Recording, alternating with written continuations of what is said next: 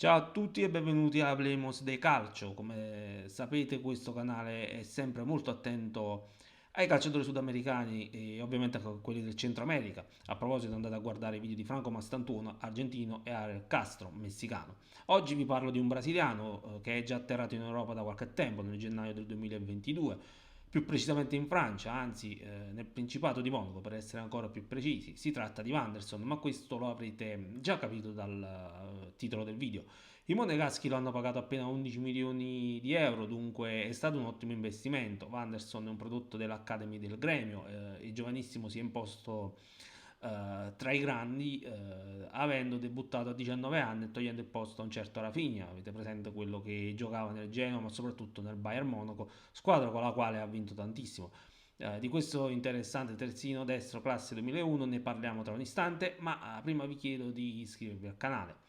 Adesso andiamo a vedere più nel dettaglio le skill di Wanderson e come interpreta il ruolo di terzino destro. Andiamo un po' indietro ai tempi dei suoi esordi nel massimo campionato brasiliano. Il Grêmio all'epoca giocava con il 4-2-3-1, già all'epoca il giovanissimo Wanderson partecipava molto alla fase offensiva, ma non tanto alla costruzione del gioco come per esempio amava fare Victor Ferraz.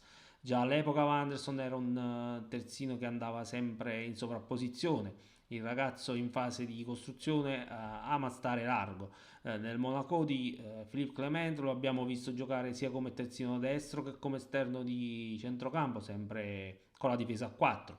Con l'arrivo in panchina di Adi Hutter, il Monaco è passato alla difesa a 3 e giocoforza Wanderson è diventato un esterno tutta fascia.